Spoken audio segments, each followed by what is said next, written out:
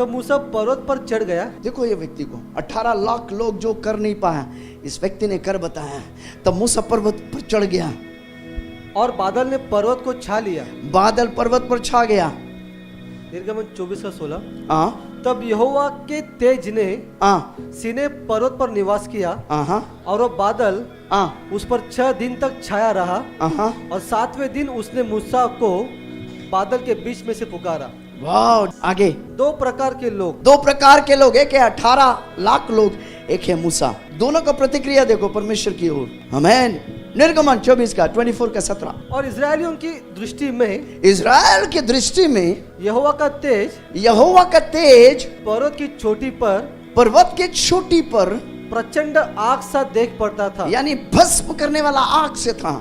Israeli लोग वही दृश्य को देख रहा है, लेकिन वो क्या चीज को देख रहा है कि ये भस्म करने वाला आग है। लेकिन मूसा वही भस्म करने वाला आग के अंदर घुस गया।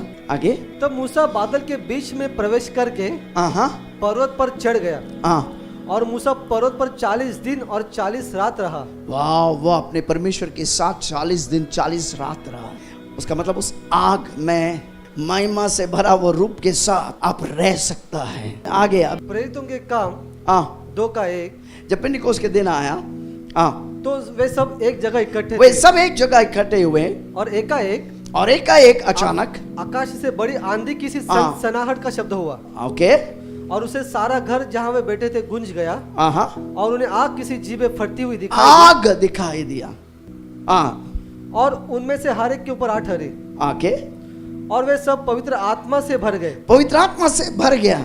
और जिस प्रकार आत्मा ने उन्हें बोलने की सामर्थ दी, वे अन्य भाषा बोलने लगे। वाह। ठीक है, हम आगे जाएंगे। आग का बपतिस्मा क्या है? यहेजकेल 1:26। और जो आकाश मंडल उनके सिरों के ऊपर था, उसके ऊपर मानो कुछ नीलम का बना हुआ। एजेकिएल करके एक भविष्यवक्ता है, वो परमेश्वर का दर्शन देख रहा है, वही चीज को वो वर्णन कर रहा है, वापस वर्णन कर रहा है। और जो आकाश मंडल उनके सिरों के ऊपर था, उसके ऊपर मानो कुछ नीलम का बना हुआ सिंहासन था। सिंहासन दिखाई दिया उसको। इस सिंहासन के ऊपर मनुष्य के समान कोई दिखाई देता था। मनुष्य के समान कोई दिखाई दिया। लेकिन जब वो वर्णन कर रहा है, क्या बोल रहा है? उसके कमर के ऊपर क्या था? आग। कमर के नीचे क्या था? ओके, आगे। और उसकी मानो कमर से लेकर ऊपर की ओर, उसकी मानो कमर से लेकर ऊपर की ओर मुझे झलकाया हुआ पीतल सा दिखाई पड़ा। झलकाया हुआ पीतल से दिखाई पड़ा। और उसके भीतर यानी वो जो शब्द जो भीतर है, बयात, यानी वो शब्द कहता है परिवार, घराना, मंदिर। उसके भीतर क्या था? और उसके भीतर जो शब्द है बयात, बयात मतलब परिवार, घराना, मंदिर। नए नियम में आके पौलुस बोल रहा है, क्या तुम नहीं जानते तुम परमेश्वर के परिवार, कलीसिया जो है परमेश्वर के परिवार हो? क्या तुम नहीं जानते परमेश्वर, तुम परमेश्वर के मंदिर हो? फिर तो बोलते क्या नहीं तुम जानते कि तुम परमेश्वर के घराने के हो? यानी उसके अंदर से हम निकला है भाई। अब परमेश्वर के अंदर से निकाला। इसलिए परमेश्वर जब शैतान आदम को भरमाकर, हवा को भरमाकर हमें क्या कर दिया? तितर बितर कर दिया। पहले आदम के द्वारा सारे संसार सब कुछ परमेश्वर से तितर बितर हो गया, लेकिन अंतम आदम के द्वारा उसने सारी चीज को एकत्रित कर लिया। मसीह में उसने सब कुछ क्या कर लिया? एकत्रित कर लिया। उसके कलीसिया के द्वारा उसने सब कुछ क्या कर दिया? एकत्रित कर दिया। ओके, उसको पढ़ो। और उसके भीतर और चारों ओर आग सी दिखाई पड़ती थी। आगे फिर उस मनुष्य की कमर से लेकर नीचे फिर उस मनुष्य के, यानी परमेश्वर को क्या कैसे वर्णन कर रहा है? मनुष्य से दिखाई दे रहा है, लेकिन ऊपर आग, नीचे आग, महिमा का रूप, रोशनी निकल रहा है। आपकी जीवन का सबसे बड़ा चाहत ये होना चाहिए कि आप परमेश्वर को देखो और जानो और पहचानो और उसके साथ चलो। जो मन जो प्रभु ने आपको दिया, किस लिए मालूम है? उससे समझने के लिए, परमेश्वर को समझने के लिए। वो इतना गहरा है भाई। बोला परमेश्वर इस तरह बोल रहा है, मैं संसार के मूर्खों को चुन लिया। कौन है वो? हमारा आप। हम संसार को मूर्खों को चुन लिया। क्या करने के लिए? संसार के ज्ञानवानों को लज्जित करने के लिए। जो ज्ञानी कहता है वो ज्ञानी नहीं है, वो मूर्ख है भाई। और जो मूर्ख परमेश्वर समझाने की कोशिश कर रहा है, हम मूर्ख नहीं है, क्योंकि हमने जिसको पहचानना था पहचान लिया। सोचो, आप दिल्ली जाना चाहता है और दिल्ली की गाड़ी पकड़ा, बैठ गया, और सोचो आपको दिल्ली के अलावा वो गाड़ी सब जगह, पूरा जगह घुमाया, अब परेशान होगा कि नहीं होगा? यानी परमेश्वर आपको बनाया, आपकी आंख दिया, आपके कान दिया, आपकी सोच दिया, ताकि उसे पहचाने, उसे देखे, उसे जाने। उसको छोड़कर हम सबको जानता है भाई। संसार इसलिए परमेश्वर बोल रहा है वो मूर्ख है, तू ज्ञानी है। क्यों? क्योंकि जहां तुझे जाना चाहता था, जहां चीज के लिए आंख दिया, कान दिया, शरीर दिया, मन दिया, उस चीज से जहां लक्ष्य था वहां पर तू पहुंच गया।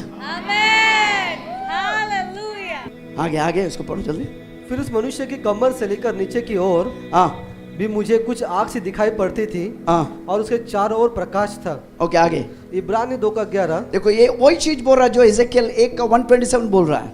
हम किस में से निकाला गया? परमेश्वर से निकाला गया। यानी बैत मतलब परिवार, घराना, मंदिर, उसमें से हम निकाला गया। पौलुस को ये जो प्रकाशन है इज़ेकियल 1:27 से मिल रहा है। इब्रानी 2:11 और इज़ेकियल 1:27 एक ही बात है, एक ही वचन है, लेकिन पौलुस देखो कैसा लिख रहा है। क्योंकि पवित्र करने वाला, क्योंकि पवित्र करने वाला, और जो पवित्र करने वाला कौन है? यीशु। और जो पवित्र किए जाते हैं आप और हम सब एक ही मूल से है, एक ही मूल से है, यानी उसी से आपको निकाला गया। ओके। इसी कारण वो उन्हें भाई कहने से नहीं लजाता। वाह, उसको पढ़ो, स्टेटमेंट को पढ़ो आगे जल्दी। परमेश्वर हमें आग में डालना चाहता है। परमेश्वर हमें आग में डालना चाहता है, यानी परमेश्वर हमें अपने आप में डुबाना चाहता है। परमेश्वर बोला आमीन। यूहन्ना बपतिस्मा देने वाला क्या बोल रहा है? मैं उसकी जूती की फीता खोलने के लिए भी क्या नहीं है, योग्य नहीं है, लेकिन मेरे बाद एक व्यक्ति आएगा, कोई क्या करेगा वो तुझे, वो पवित्र आत्मा से और आग से तुझे क्या करेगा?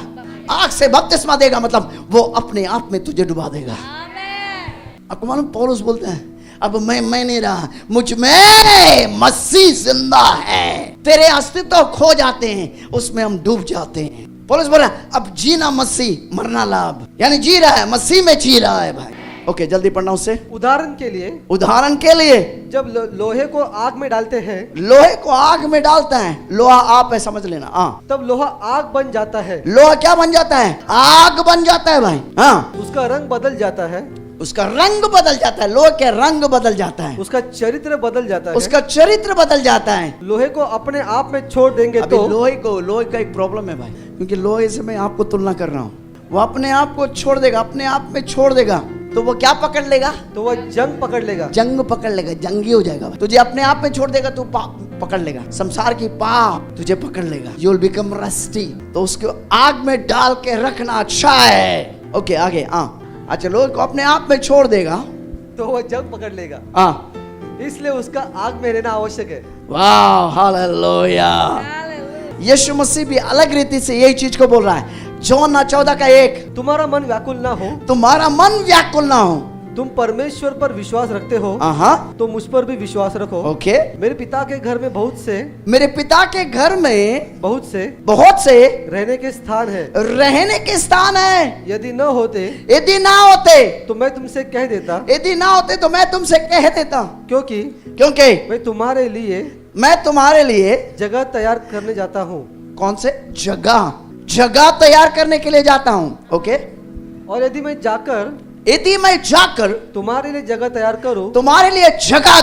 करूं तो फिर आकर तुम्हें अपने यहाँ ले जाऊंगा। नहीं गलत ट्रांसलेशन, गलत। अपने यहाँ, वहां 2 में बोल रहा है कि मैं जगह तैयार करने जा रहा हूँ, और जब मैं जगह तैयार करेगा तो मैं आकर तुम्हें क्या करेगा? अपने में संभालेगा। ट्रांसलेटर जो समझे ही नहीं भाई, इसलिए बोला वो जगह में मैं तुझे नहीं, जगह में नहीं, प्रभु अपने आप में तुझे समेट लेना चाहता है। और जो यूनानी शब्द है वहां पर एमाट्रियो, अपने में लेगा, कि जहां मैं रहूं वहां तुम भी रहो। हालेलुया। आगे जाओ जल्दी से। जब हम आग में हैं तो पाप के ऊपर जय पाना आसान है। कितने लोग बोला पाप को आसानी से ना बोल सकता है? अब पाप को लात मार सकता है, पाप को स्ट्रगल नहीं करेंगे, पाप से स्ट्रगल नहीं करेंगे, पाप से संघर्ष नहीं करेंगे। पढ़ो उसको। यूहन्ना 16:8 और वो आकर संसार को पवित्र आत्मा के बराबर आकर संसार को पाप और नीतिमत्ता और न्याय के विषय में निरुत्तर करेगा। न्याय के विषय में क्या करेगा? निरुत्तर करेगा। इसका अक्सर लोग सोचते हैं कि पाप है, वह भाई पाप है, पाप है।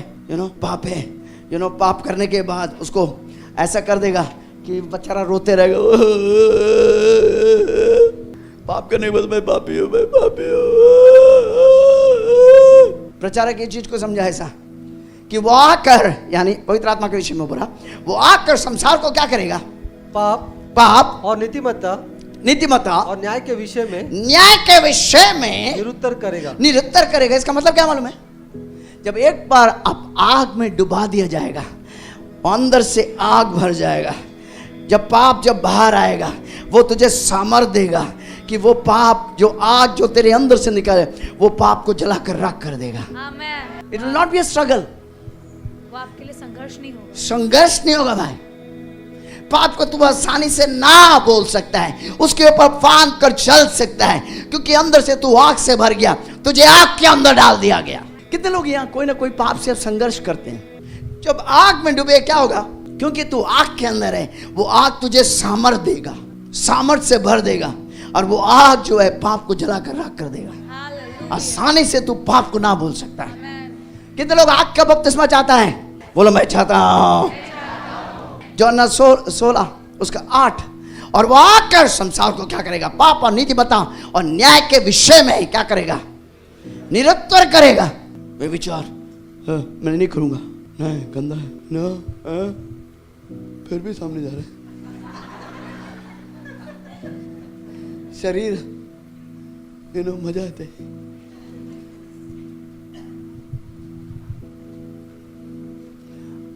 आग में तुझे डाल दिया जाएगा, उसको तू ऐसी लात मार देगा, पता भी नहीं चलेगा, आसान हो जाएगा। मेरी प्रार्थना सभी के लिए है कि सभी आग में डूब जाए। आमीन। वो आग तुझे भस्म नहीं करेगा, वो झाड़ी की तरह जलेगा और तू रोशनी लेकर आएगा। प्रभु यीशु मसीह बोल रहा है, जब तक मैं हूं संसार में, मैं संसार का क्या हूं? ज्योति है। जब मैं जाएगा तू संसार का ज्योति बन जाएगा। ओके इज़ाया देखो, यीशु मसीह से पहले करीब 600 साल पहले ये भविष्यवक्ता लिख रहा है, उसका प्रकाशन देखो। यशायाह 33 का 14। सिय्योन की पापी थरथरा गए हैं, सिय्योन की पापी थरथरा गया है, भक्तिहीनों को कंपी लगी है। हम में से कौन प्रचंड आग में रह सकता? से कौन है प्रचंड आग? परमेश्वर के बारे बोल रहा, वो सरल आग की बातें नहीं बोल रहा, परमेश्वर के बारे बोल रहा।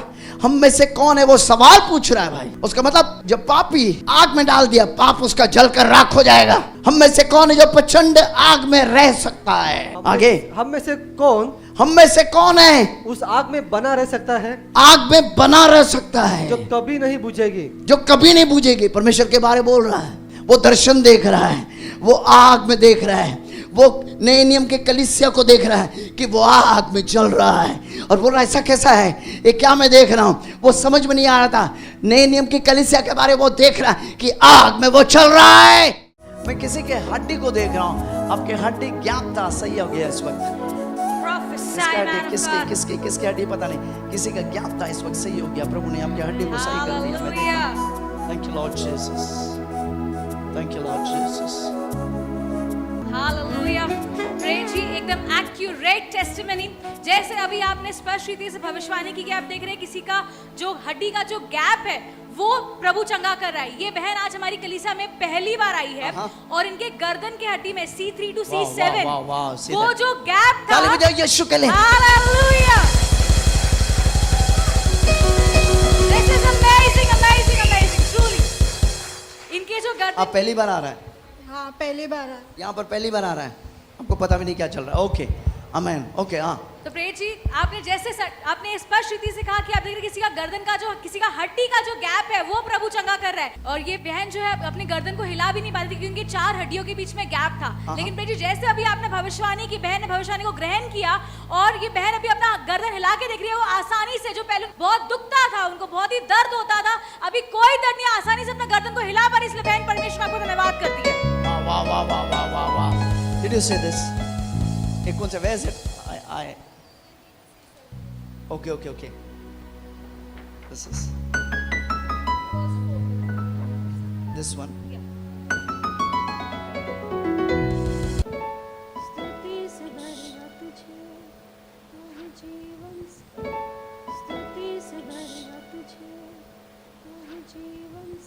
Left hand. हाथ उठाओ. Yes.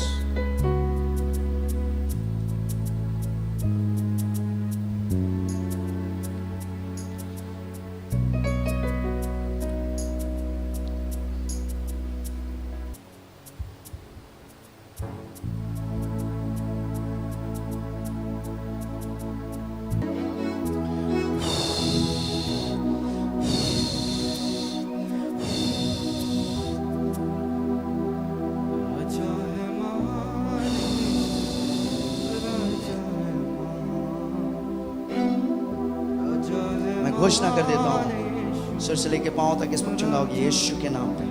सिरे लाओ, सिरे लाओ, सिरे लाओ, सिरे लाओ, जल्दी सिरे लाओ, जल्दी जल्दी जल्दी, सिर को हिलाओ। हाँ बिल्कुल डर नहीं है। बिल्कुल। Awesome, awesome, awesome! Jehovah Jireh, present in our midst. ये पहली बार आ रहा और ये आंसू आ रहा है यहाँ पर। Look at her crying, look at her crying. This is awesome. ये अद्भुत है। She doesn't know who did that. I doubt. Look at her crying, look at her उसे crying. पता भी नहीं कि Darling, किसने come किया here, है। come here, come here. Just hug her, hug her. Hug her, hug her. Just give her a hug. Yes, thank you, Lord. You're so precious. वो जानता तक नहीं कौन उसे छुआ चंगा किया, लेकिन प्रभु से प्यार करता है। You know, यीशु ने आपको चंगा किया, यीशु ने आपको नया जीवन दिया, है ना? यीशु आपको छुआ इस वक्त, मैंने देखा, यीशु ने आपको नया जीवन दिया। हालेलुया। डॉक्टर क्या बोल रहा था? कभी ठीक नहीं होगा ऑपरेशन। कभी ठीक नहीं होगा, ऑपरेशन करना पड़ेगा। प्रे जी, जैसे अभी आपने कहा कि आप देख रहे हैं किसी का जो हड्डी है, जो हड्डी का जो गैप है वो प्रभु चंगा कर रहा है। ये बहन आज हमारी कलीसिया में पहली बार आई है और उनको 3 साल से उनके हड्डी में, जो गर्दन की हड्डी में C3 to C7, इनके चारों हड्डियों के बीच में गैप है। उनका जो बल्ज है वो डिस्क हुआ है उनको, जिसका अर्थ ये होता है कि जैसे कोई टायर में से हम हवा निकाल देते हैं तो उस तरीके से जो प्रेशर है वो उनके गर्दन में 3 साल से हो रहा था, और जिसके लिए उन्होंने लाखों खर्चा किया है। कई सारे बड़े बड़े डॉक्टर के पास गए हैं और डॉक्टर ने कई सारे एक्सरसाइज कराए, लेकिन कोई भी इलाज नहीं हुआ, कोई भी उनका वो जिनका जो उपचार है कुछ भी उनको ठीक नहीं कर पाया। और डॉक्टर ने सर्जरी का भी बोला था, सर्जरी के लिए भी उन्हें लाखों खर्चा करना पड़ेगा, लेकिन उसका भी कोई गारंटी नहीं है। लेकिन प्रे जी, आज यहाँ पर कलीसिया में पहली बार आई है, विश्वास करते हैं कि जैसे आज आप इनके लिए प्रार्थना करेंगे वो अपनी चंगाई को आज पा कर ही जाएंगे। और प्रे जी, जैसे अभी आपने बहन के लिए प्रार्थना किया, बहन बता रही कि जो कई सालों से अपना गर्दन हिला नहीं पा रहे थे, आपकी प्रार्थना के बाद वो अपना गर्दन हिला पा रहे हैं, उन्हें गर्दन में कोई दर्द नहीं है। इसलिए बहन परमेश्वर को आपको धन्यवाद करती है। Thank you, Lord. Whom the Son sets free is free indeed. जिसे पुत्र आजाद करता है वो हमेशा के लिए आजाद हो जाता है। Thank you, Daddy. धन्यवाद पिता। इस बेटी को आजाद किया।